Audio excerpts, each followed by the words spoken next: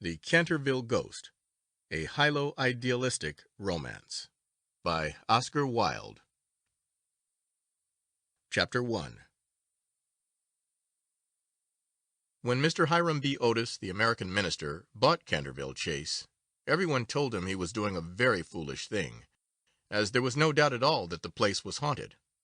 Indeed, Lord Canterville himself, who was a man of the most punctilious honour, had felt it his duty to mention the fact to Mr. Otis when they came to discuss terms.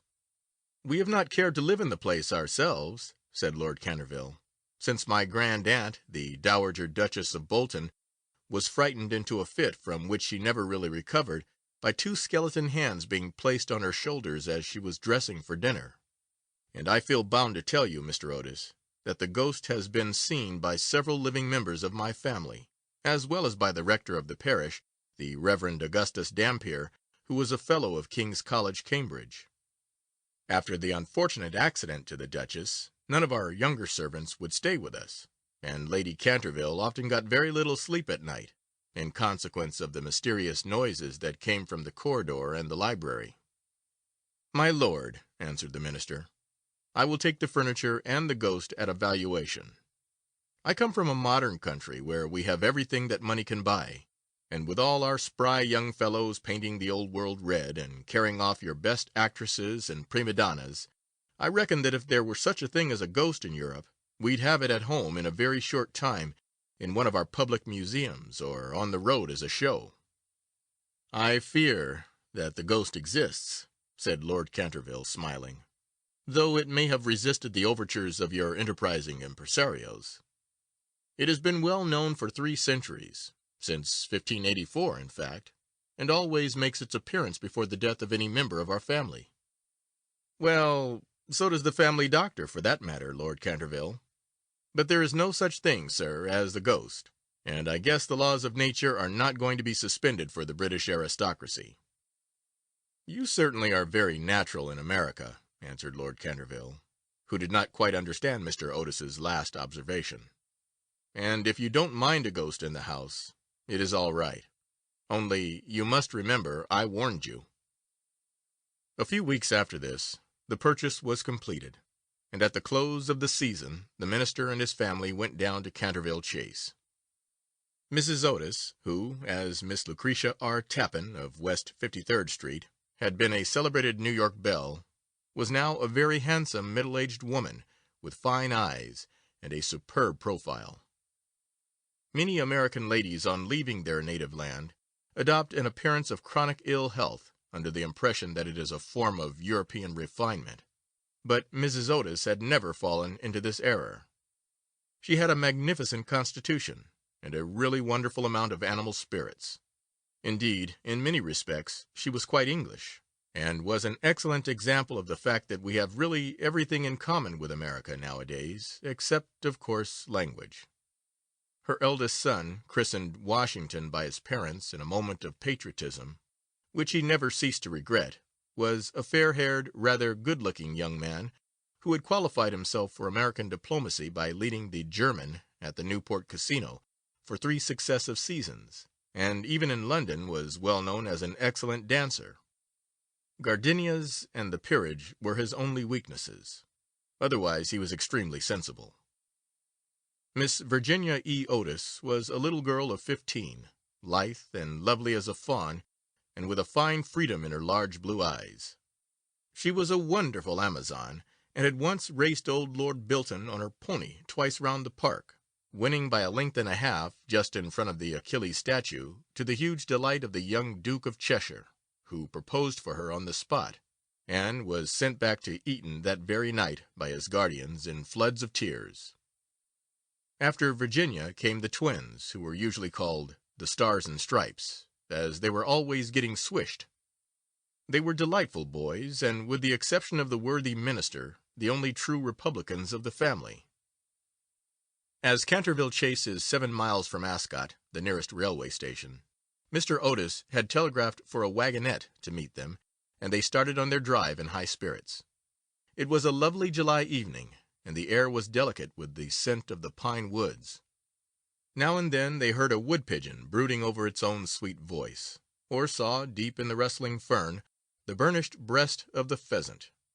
Little squirrels peered at them from the beech trees as they went by, and the rabbits scudded away through the brushwood and over the mossy knolls, with their white tails in the air. As they entered the avenue of Canterville Chase, however, the sky became suddenly overcast with clouds. A curious stillness seemed to hold the atmosphere. A great flight of rooks passed silently over their heads, and before they reached the house, some big drops of rain had fallen. Standing on the steps to receive them was an old woman, neatly dressed in black silk, with a white cap and apron. This was Mrs. Umney, the housekeeper, whom Mrs. Otis, at Lady Canterville's earnest request, had consented to keep on in her former position. She made them each a low curtsy as they alighted, and said in a quaint, old-fashioned manner, "I bid you welcome to Canterville Chase." Following her, they passed through the fine Tudor hall into the library, a long, low room, panelled in black oak, at the end of which was a large stained-glass window. Here they found tea laid out for them, and after taking off their wraps, they sat down and began to look round, while Mrs. Umney waited on them. Suddenly Mrs. Otis caught sight of a dull red stain on the floor just by the fireplace, and, quite unconscious of what it really signified, said to Mrs. Umney, "I'm afraid something has been spilt there." "Yes, madam," replied the old housekeeper in a low voice. "Blood has been spilt on that spot." "How horrid!" cried Mrs. Otis. "I don't at all care for bloodstains in a sitting-room. It must be removed at once."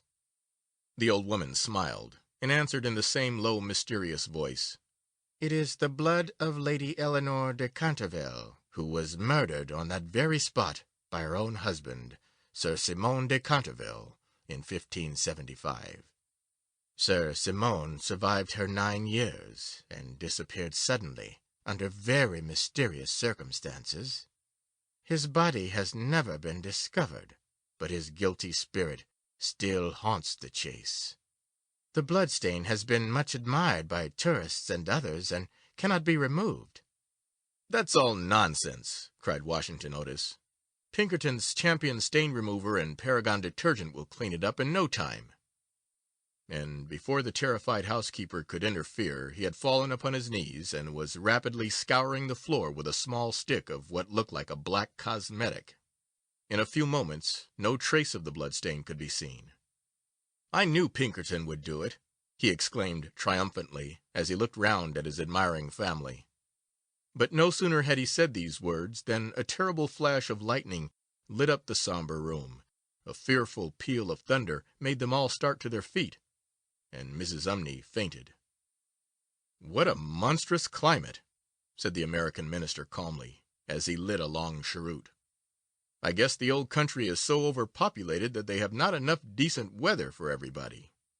I have always been of opinion that immigration is the only thing for England."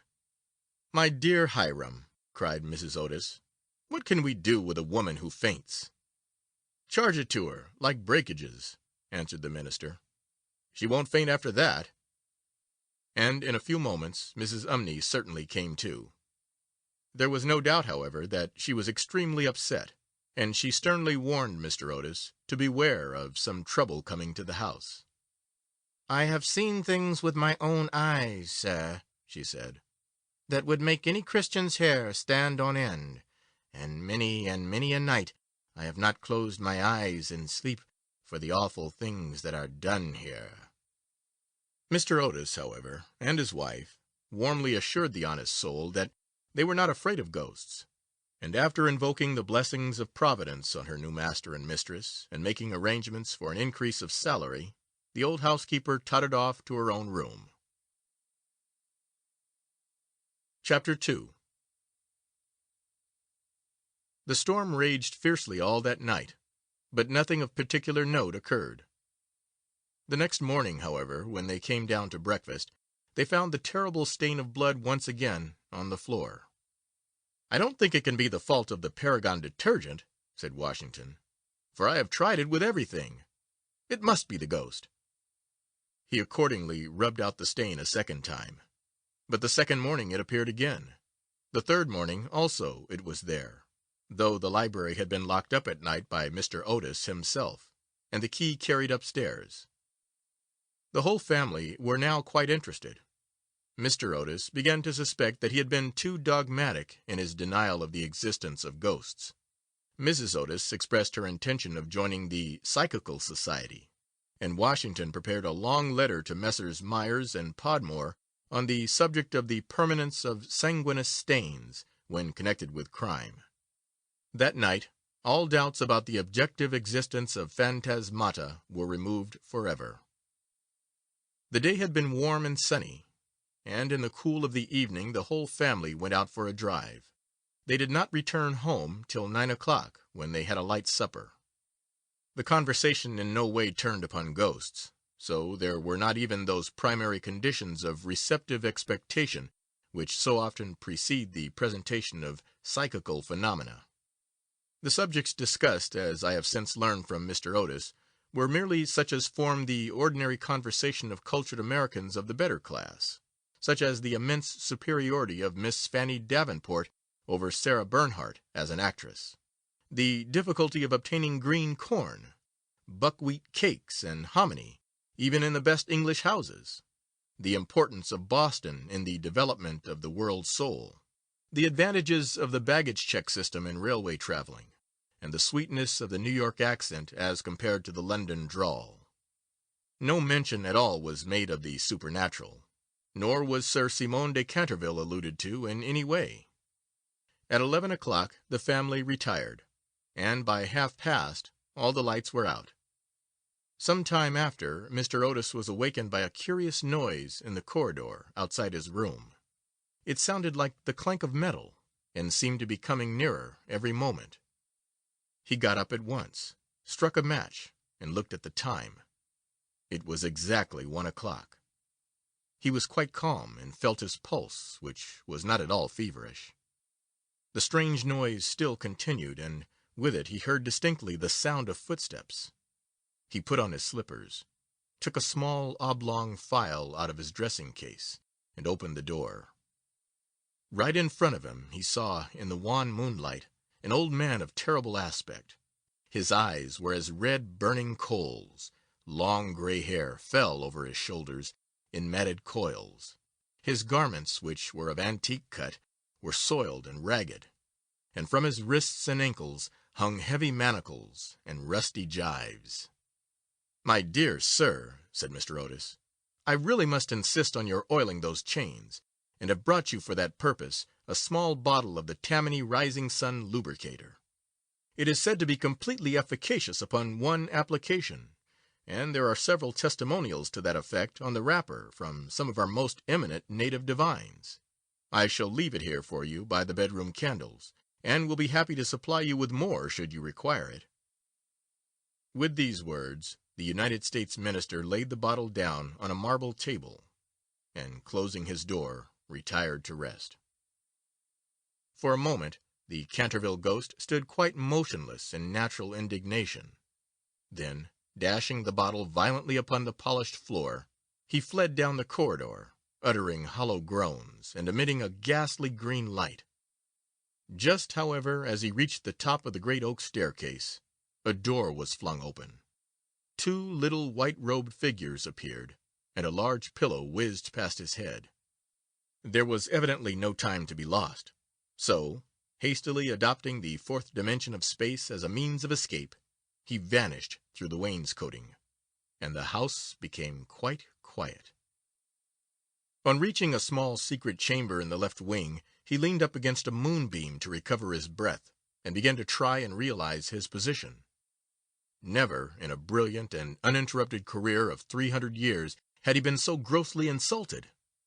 He thought of the Dowager Duchess, whom he had frightened into a fit as she stood before the glass in her lace and diamonds; of the 4 housemaids who had gone off into hysterics when he merely grinned at them through the curtains of one of the spare bedrooms; of the rector of the parish, whose candle he had blown out as he was coming late one night from the library, and who had been under the care of Sir William Gull ever since, a perfect martyr to nervous disorders; and of old Madame de Tremolac, who, having wakened up one morning early, and seen a skeleton seated in an armchair by the fire reading her diary, had been confined to her bed for 6 weeks with an attack of brain fever, and on her recovery had become reconciled to the Church, and broken off her connection with that notorious skeptic, Monsieur de Voltaire. He remembered the terrible night when the wicked Lord Canterville was found choking in his dressing-room, with the knave of diamonds half-way down his throat, and confessed, just before he died, that he had cheated Charles James Fox out of £50,000 at Crockford's by means of that very card, and swore that the ghost had made him swallow it.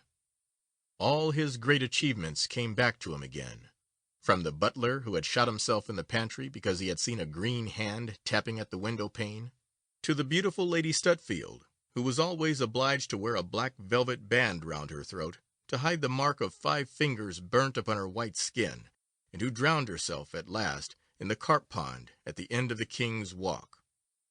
With the enthusiastic egotism of the true artist, he went over his most celebrated performances, and smiled bitterly to himself as he recalled to mind his last appearance as Red Reuben, or the Strangled Babe, his debut as Gaunt Gibeon, the bloodsucker of Bexley Moor, and the furor he had excited one lovely June evening by merely playing ninepins with his own bones upon the lawn-tennis ground.